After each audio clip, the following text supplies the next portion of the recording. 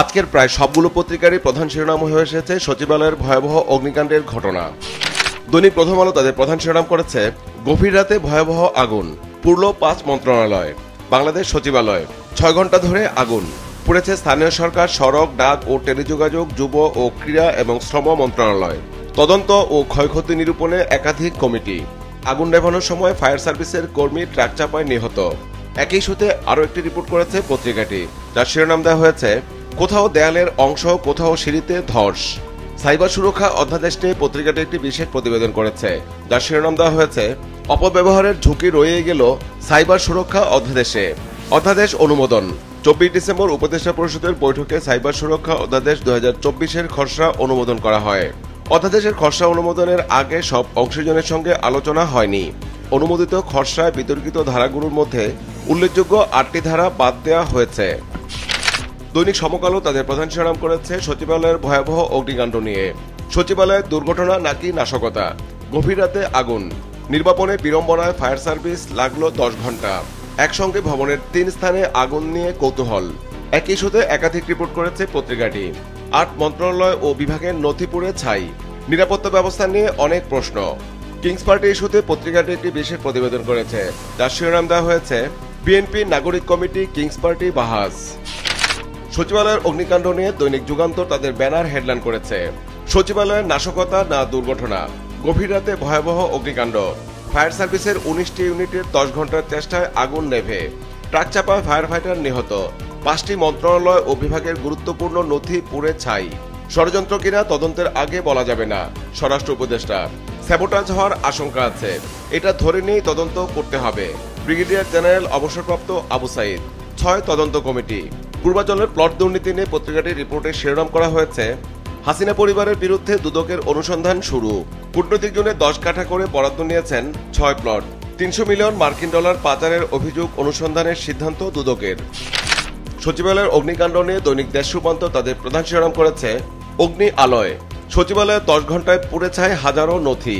মেধা, শ্রম, সম্পদ সব শেষ। ঢিলেঢালা ছিল নিরাপত্তা। দুই দিকের আগুনে অন্তর্ঘাতের আলামত। ছোট্ট ছেলেটি কাঁধে ছিল বড় দায়িত্ব। দৈনিক কালবেলাও তাদের প্রধান শিরোনাম করেছে সচিবালয়ের অগ্নিকাণ্ড নিয়ে। 10 ঘন্টার আগুনে শত প্রশ্নের ভিড়। 10 ঘন্টা ধরে পুড়ল 7 নম্বর ভবনের 4টি ফ্লোর। পুড়ে ছাই অন্তত 5 মন্ত্রণালয়ের নথি আসবাব। স্বরাষ্ট্র উপদেষ্টা জানালেন, নাশকতা কিনা তা খতিয়ে দেখা হবে। একাধিক তদন্ত কমিটি গঠন। আগুনের দিনভর বিঘ্ন ঘটে দাপ্তরিক কাজকর্মে। একই ইস্যুতে আরেকটি রিপোর্ট করেছে পত্রিকাটি, আলোচনায় ষড়যন্ত্র, নাশকতা।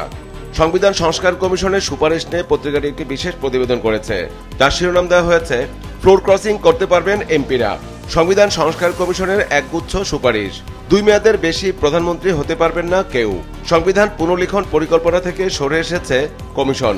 তরুণদের উৎসাহিত করতে বয়স শিথিলের সুপারিশ। 100 আসন নারীদের জন্য সংরক্ষণের প্রস্তাব।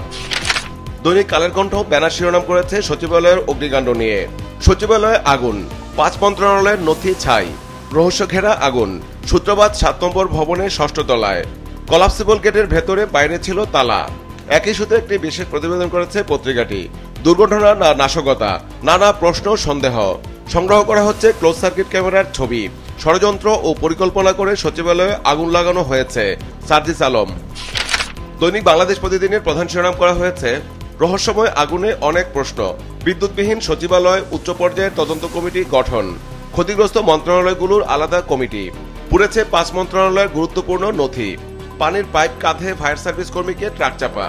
ভারতকে দেয়া ট্রানজিট ইস্যুতে পত্রিকাটি একটি বিশেষ প্রতিবেদন করেছে, যার শিরোনাম দেওয়া হয়েছে, ট্রানজিট ছিল একতরফা, সুফল পায়নি বাংলাদেশ।